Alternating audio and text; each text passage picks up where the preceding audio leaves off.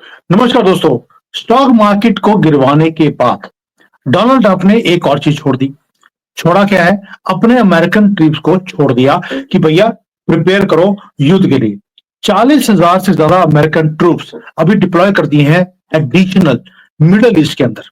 और ये बोल दिया कि भाई हमने इजराइल को बचाना है, उसके लिए सारी दुनिया को डुबोना है। अब अमेरिका ने ये बोला, ईरान चुप करके बैठ जाएगा? हो नहीं सकता। उनका जो खमेनी खमेनी क्या बोलता है, पता नहीं जिंदा भी है कि मर गया है, लेकिन उसकी फोटोज आ रही है आजकल कि उसने ईरान को पूरा पूरा हाई अलर्ट के ऊपर उसने छोड़ दिया कि भाई हम मुकाबला करेंगे अमेरिका का। हथियार नहीं है लेकिन मुकाबला करेंगे। अब ये मुकाबला ईरान कर सकेगा। Why Iran is so important? अब अमेरिका कभी तो हाउथीज को अटैक करता है, कभी स्टॉक मार्केट को करता है, कभी चाइना को करता है, कभी पैनामा को बोल दिया, कभी कनाडा बोल दिया, कभी मैक्सिको बोल दिया, फिर बोलता है ग्रीनलैंड भी मेरा। भाई आफ्टर ऑल डोनाल्ड ट्रंप चाहते क्या है? मुझे तो आज तक ये समझ नहीं आ रहा। मंजरी जी को समझ आती है चीजों की। मंजरी जी से पूछते हैं कि मंजरी जी, डोनाल्ड ट्रंप क्या अब ये भी मोदी जी के लिए कर रहे हैं? ये भी पूछ लेते हैं। मंजरी जी, जय सिया राम। जय सिया राम। ऐसा कुछ नहीं है, ट्रम्प के दिमाग में सारा खाका खुला है, खिंचा हुआ है। पहली बात, आज तक ट्रम्प ने पूरी दुनिया में अमेरिका ने आउट ऑफ द वे जा करके पंगे लिए। अब वो सारे पंगे एक साथ अगर ट्रम्प को एड्रेस करने पड़ रहे हैं तो इसका कारण पिछले 70 साल की राजनीति है। आपके दुश्मन नहीं थे, आपने जबरदस्ती जा जा करके दुश्मन दुनिया को बनाया है।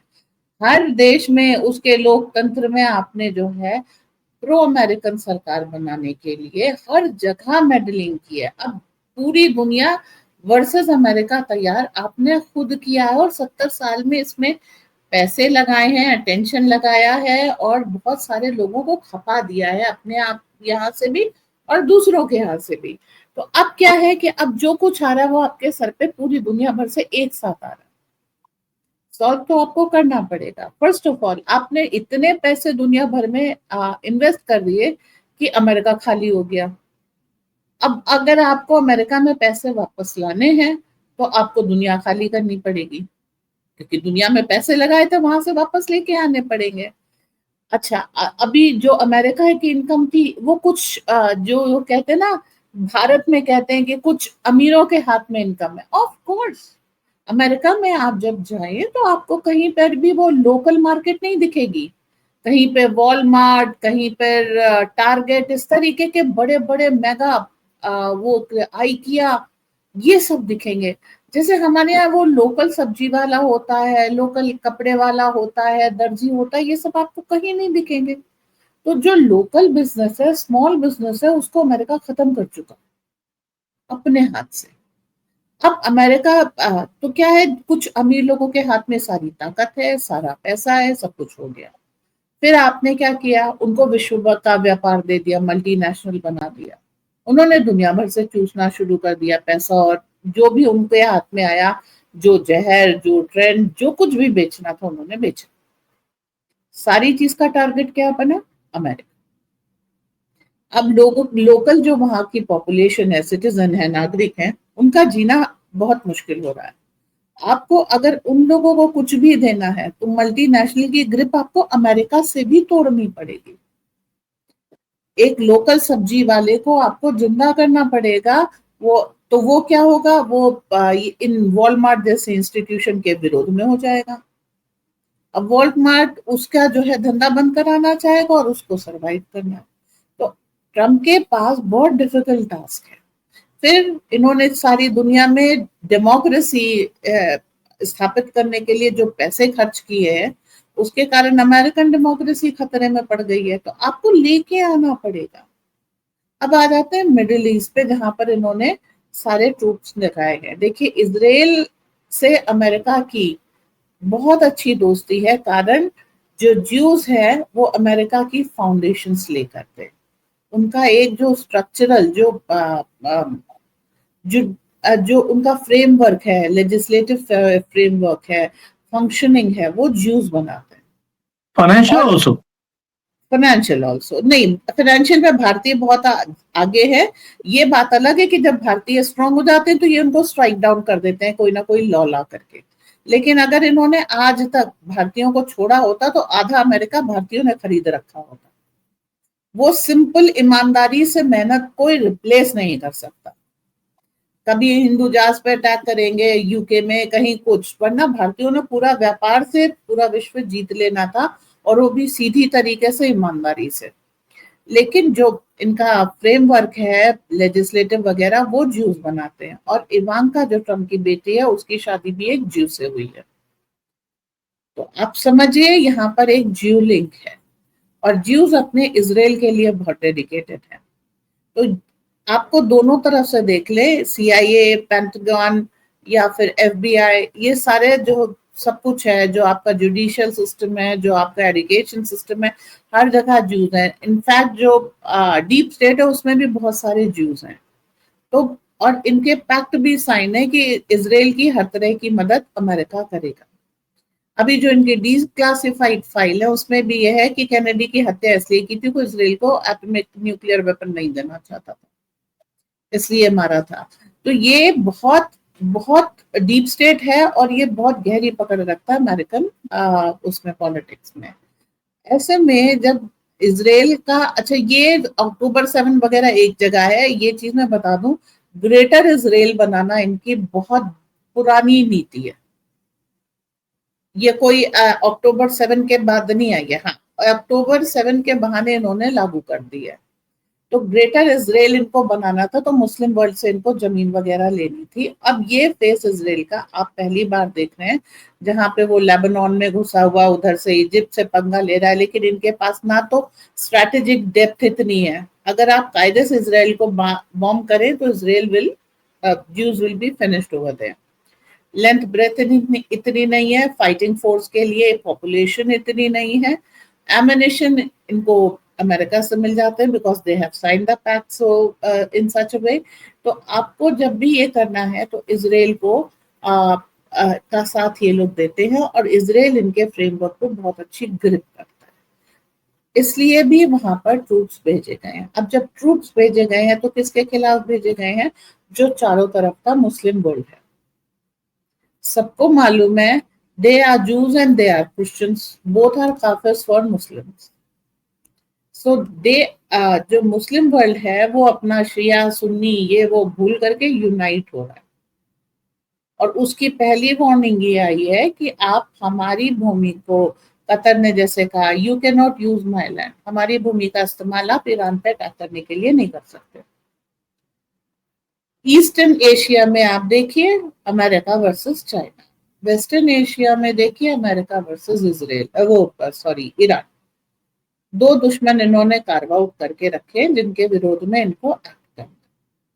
ईरान के क्लॉज आप देख लीजिए, ईरान के टेंटिकल्स हर जगह है।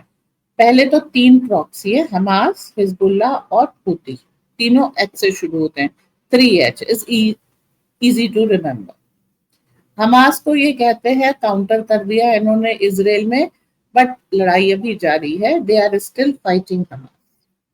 समहाउ साल भर का हिट लेने के बाद भी पूरी तरह से हमास डिस्ट्रॉय नहीं हुआ है। आपने कोशिश कर ली कि वहां की मुस्लिम जो लोग हैं, पैलेस्टीनियंस हैं, वो हमास को निकाल दें और ये सब कर दें, बट वो प्रोसेस अभी जारी है। बहुत गहरे टेंटिकल्स हमास के हैं, पूरा अंडरग्राउंड नेटवर्क है। आप उसमें सीमेंट भरे जा रहे हैं, पानी भरे जा रहे हैं, बट समहाउ हमास अभी भी जिंदा है। उसके पास इतनी तैयारी है, इतना खाना पीना है, इतने हथियार है, इतना इंटेलिजेंस है, और वो ये जो कहते हैं एड के बहाने उसको डीप स्टेट रिप्लेनिश भी कर रहा है। ओके, आ जाते हैं हिजबुल्ला के ऊपर। लेबनान में जब भी जाता है इसराइल वहां पर हार जाता है, लेबनान उसकी लगाम थाम लेता है। लेबनान में आपने हिजबुल्ला की लीडरशिप खत्म की है, जो ग्राउंड नेटवर्क है वो एज इट इज है। तो अगर आप उस ग्राउंड नेटवर्क को किसी तरह से लीडरशिप प्रोवाइड कर दें, it will be active again. ठीक है, आ जाते हैं हूतीज पे। Houthis have become big headed for America. ये इनके यूएसएस पे आराम से अटैक कर लेता है, फ्लीट पे अटैक कर लेता है और बहुत सस्ते में काउंटर अटैक करता है। ड्रोन मार दिया, अब अच्छा सा आपको यूएसएस आपको अपना रिट्रीट करना पड़ता, ठीक है। वहां पर इफेक्टिव केवल इंडियन आर्मी है। ये जो इनकी बिग फ्लीट लेकर के एक मेगा शिप एंड उसके एक्सेस एंसिलरी शिप्स वगैरह लेकर के अपनी फ्लीट लेके ये वहां खड़े होते हैं, ये अमेरिका के लिए बहुत महंगा सौदा है। उसके लिए जो इनके एयर बेस हैं, जो मिडिल ईस्ट में इनका जो वो है ट्रूप्स मिलिट्री बेस है, इसको ये यूज कर रहे हैं। अभी आपने ईरान वर्सेस इसराइल जब देखा तो इसराइल की बॉम्बिंग से तेहरान को बहुत नुकसान हुआ। यहाँ तक की खबरें आई कि Iran is planning to shift its capital, अपनी राजधानी शिफ्ट कर रहा है, ये खबरें भी आ गई। लेकिन उसके साथ साथ ईरान ने अपनी जो तैयारी, जो अंडरग्राउंड बेसिस दिखाए हैं, जिसके वीडियो उसने खुद रिलीज किए हैं, जिस लेवल के कामिकाजे इसके वो रिलीज की है उसने वीडियो, अगर उसका मतलब 50% भी उनके पास है, then they are cost effective and deadly, ठीक है। समझ रहे हैं? अभी हाँ, अब ये देखिए, जैसे ये ईरान है, ईरान ने वॉर्न किसको किया है?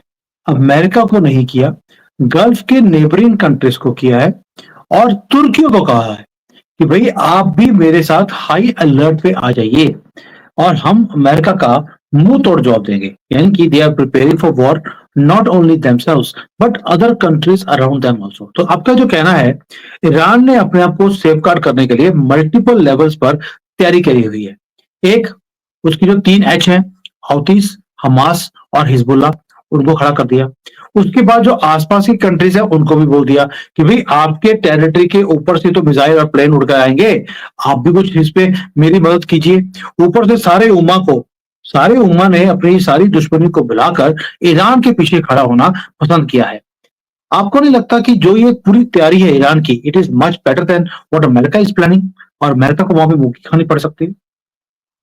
बिल्कुल खानी पड़ सकती है, क्योंकि अमेरिका की अपनी हरकतें पास में ऐसी रही हैं।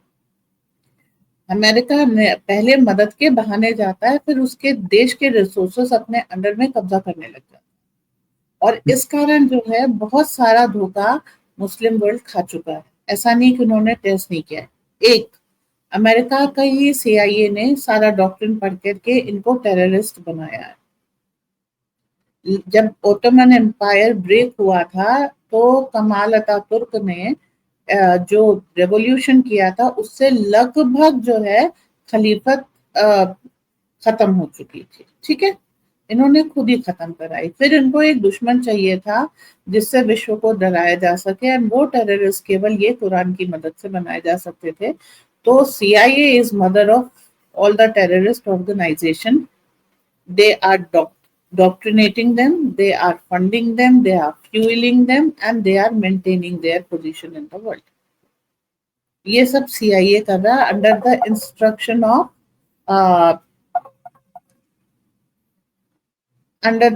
Instruction of deep state. तो ये सारा काम कर तो रहा है सीआईए। अब एकदम से आप चाहेंगे कि सीआईए के टॉप ऑफिशियल्स को ये सबको फायर करके सारी सिचुएशन आप कंट्रोल कर लें, तो आप उन्हें केवल बिल्डिंग से बाहर निकाल सकते हैं। जो उन्होंने एसेट नेटवर्क पूरी दुनिया में बना रखा है वो उनके हाथ से नहीं छीन सकते। और यहीं पे सारी बात शुरू हो जाती है कि आपको ईरान अपनी दबिश ले जाता है। बहुत बार आपने देखा, आपने जिन सऊदी के इन सब के प्रिंसेस को कहा कि हम आपके साथ हैं, we will protect you, American army dished those princes and they were killed in a strike or something like that. तो मुस्लिम ब्रदरहुड को ये पता है कि ईरान का भरोसा करके मरना बेहतर है अमेरिका का भरोसा करके जीने से। तो जब ईरान एक यूनिटी की कॉल देता है, एवरीबडी लिसन्स, बिकॉज यहाँ पर भी पास्ट में अमेरिका ने आउट ऑफ द वे जा करके अपने दुश्मन क्रिएट किए। तो एक्सपीरियंस बोलता है, और यहाँ पर वो एक्सपीरियंस ही बोल रहा है जी। पर मंजरी जी, अगर आज मैं कहता हूँ किसी भी रीजन के कारण इसराइल पीछे गिरता है, जो हमें पता है कि अगर ईरान ने जैसे धमकी भी दिया है कि मैं इज़राइल का नामो निशान खत्म कर दूंगा। मेरे पास न्यूक्लियर बॉम्ब भी है, मैं वो भी फेंकने के लिए तैयार हूँ। अगर ये पॉसिबिलिटी बनती है, फिर तो जो उम्मा है वो तो और इतना स्ट्रांग हो जाएगा, फिर तो आसपास की किसी कंट्री को वो जीने ही नहीं देंगे। क्या आज जो यूरोप या रशिया आज सपोर्ट कर रहा है ईरान को और उम्मा को, कल को इनके घर में आग लगेगी तो इनको ये नहीं दिखता कि ये मुस्लिम वर्ल्ड तो अपनी जरूरत के लिए रिलेशनशिप बनाता है। आज अगर ये यूरोप की हेल्प ले रहे हैं, आज उनकी हेल्प ले भी रहे हैं, कल को उन्हीं के गले काटेंगे। क्या उन्हें समझ नहीं आती? देखिए, यूरोप में जो मुस्लिम इन्वेशन हुआ कराया तो वो डीप स्टेट ने है, पॉलिसी बदल करके, रेजाइम चेंज करके, ये सब करके। तो अगर कोई उठ करके पाकिस्तान से, ईरान से वहां पहुंच गया है तो it is deep states working, because they also wanted to keep this white skin world, as I say, under check, under bounds. तो आपने ही इनको टेररिस्ट बनाया, आप ही ने इनके यहाँ हमास, हिजबुल्ला। देखिए, ईरान वो गन्स नहीं बनाता जो ईरान के पास है, जो इन लोगों के पास AK-47 है। ये पहुंची कैसे? डीप स्टेट ने पहुंचाई ना। जो आपने रॉकेट लॉन्चर्स इनके पास देखे, लेटेस्ट वेपन कौन दे रहा? कोई तो दे रहा है। वो पैसे लेके बैठे रहे अपना तेल के। अगर कोई उनको हथियार नहीं बेचेगा तो वो क्या करेंगे? ऊंट पे बैठ करके हाथ में चाकू लेकर के तो ये लड़ाइयां लड़ी नहीं जा सकती है। ठीक, तो उनके पास अगर इंजीनियर्स हैं, उनके पास अगर ड्रोन्स हैं, तो ये सारी टेक्नोलॉजी किसी ने तो ट्रांसफर की है। उसके बाद ठीक है, उसमें उन्होंने इजाफा कर लिया है एक दो जगह पर, वो मैं मानती हूँ। But initially you did it, no, out of the way जा करके। फिर वहां के लोगों को आपने धोखा दिया, फिर वहां के एसेट्स पे आपने कब्जा किया, फिर वहां पे अपना एयर बेस, मिलिट्री बेस, ये सब बना करके जो है आपने उनको धमकी दी। तो सारा काम तो आप ही ने किया ना, और साल दर साल किया। फिर उनके यहाँ भी रजाइम चेंज कराया, इराक ईरान वॉर कराई, UN was suppose to interfere and UN was suppose to bring piece.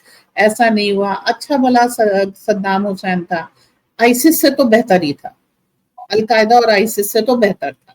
तो मैं कहती हूँ अच्छा भला सद्दाम हुसैन था, उसको मारने आप गए, क्या हुआ? वो वेपन ऑफ मास डिस्ट्रक्शन मिला? नहीं मिला। तो इसको क्या मुस्लिम वर्ल्ड ने देखा? नहीं देखा ना, उनको मालूम है। It was Gaddafi. गद्दाफी भी कहता कहता वो कर गया कि आज मैं जा रहा हूँ बेटा, कल तुम्हारा नंबर है।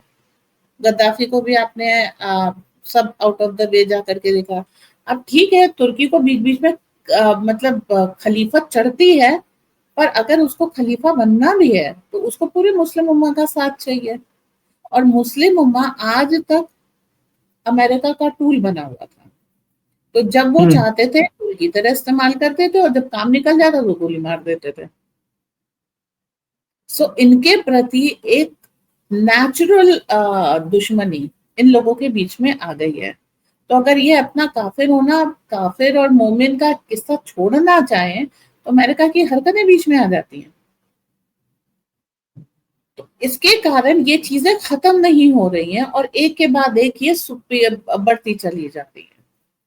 और ये जब तक एक नोस्ट्राडामस फ्रेंच ज्योतिषी थे, उन्होंने प्रेडिक्ट किया था कि there will be Muslim versus Christian. और जिस तरीके से CIA has played out everything, उसको अब मुझे लग रहा है कि रोक पाना मुश्किल है। भारत इनको रोकने के बीच में नहीं पड़ेगा कि भैया तुम यहाँ पर आकर के एक साथ मिलकर के जो है फिर वक्फ बोर्ड रोकना शुरू कर देते हो। चर्चेस जो है उलेमाओं के साथ खड़े हो जाते हैं, तो वहां लड़ रहे हो, लड़ते रहो, हम बीच में नहीं बोलेंगे। तो यहाँ पर मेडलिंग, बीच बचाव केवल मोदी करा सकते हैं। लेकिन आप, अगर आपके बीच में हम बीच बचाव करेंगे तो आप भारत में आकर के एक साथ मिलके हमारे पीठ में छुरा घोंपना शुरू कर दोगे। इसलिए भाई साहब, तुम दोनों का झगड़ा है, तुम दोनों निपटो। और कोई भी क्रिश्चियन कंट्री इसमें बीच बचाव कर नहीं सकती, कोई मुस्लिम कंट्री इसमें बीच बचाव कर नहीं सकती। UN अपनी प्रासंगिकता हो चुका है, एंड ब्रिक्स वगैरह को इस मुस्लिम वर्सेस क्रिश्चियन से कोई मतलब नहीं है। तो अगर किसी ने इस चीज में ठीक से अपनी ताकत लगा दी तो ये हो जाएगा। पर मंजरी जी, ऑलरेडी डोनाल्ड ट्रंप 1 बिलियन से ज्यादा के वो बॉम्ब फेंक चुके हैं हाउथीज के ऊपर, उन्हें इतना भी फर्क नहीं पड़ा है। और ये सिर्फ एक छोटी सी ऑर्गेनाइजेशन है ईरान की। और अब आज ईरान को चाइना ने और रशिया ने दोनों ने सपोर्ट करना शुरू कर दिया ओपनली। यानी कि कहीं ना कहीं डोनाल्ड ट्रंप को लगता है कि आइसोलेट होते जा रहे हैं।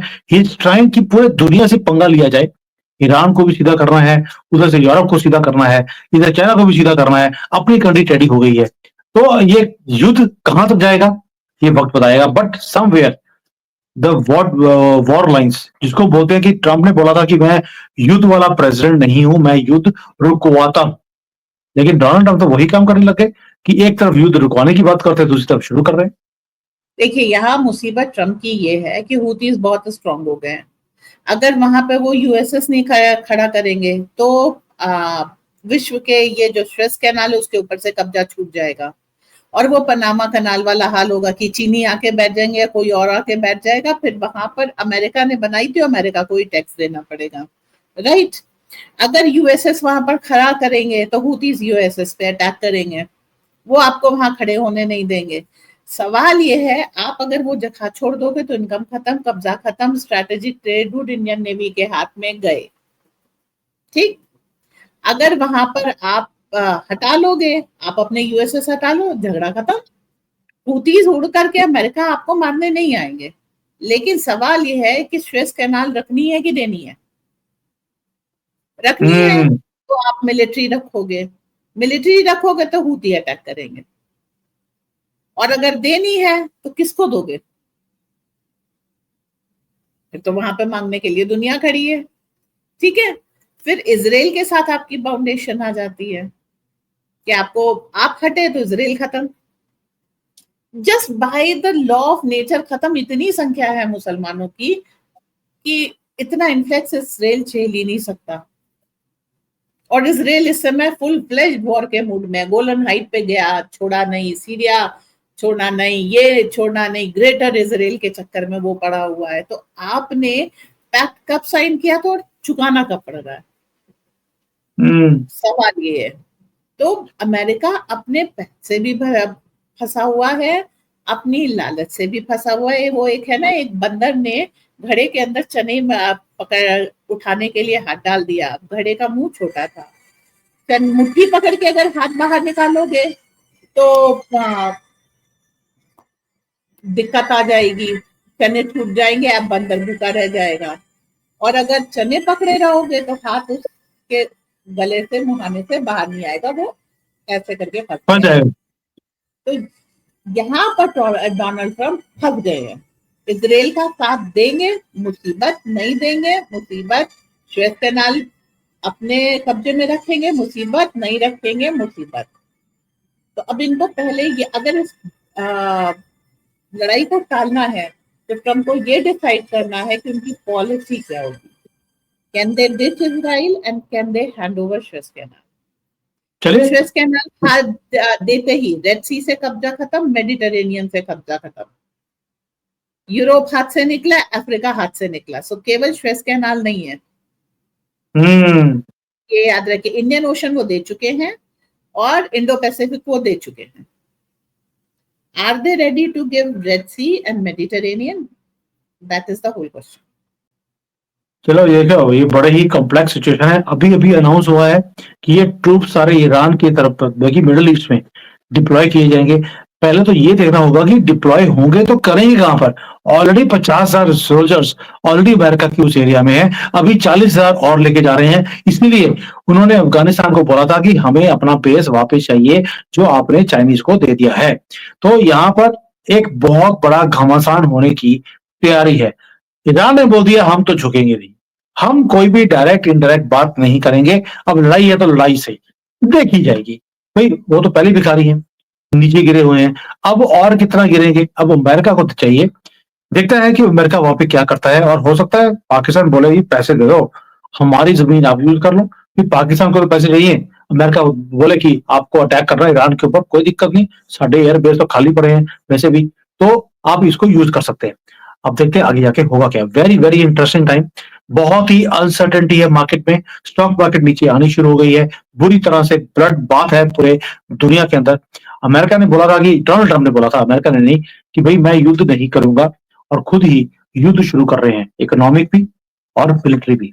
और ये तभी किया जाता है जब आपकी अपनी कंट्री डाउन होने वाली होती है। आपको नेशनलिज्म को बढ़ाने के लिए अपनी कंट्री में और लोगों का ध्यान हटाने के लिए आपको ये युद्ध और ये सारी चीजें करनी पड़ती हैं। दैट मीन्स अमेरिका में भी हर चीज ठीक नहीं चल रही। आगे देखते हैं कि आगे आगे जाकर क्या होता है, because these are uncertain times in the whole world. Anjali ji, thank you so much. जय सिया राम। जय सिया राम।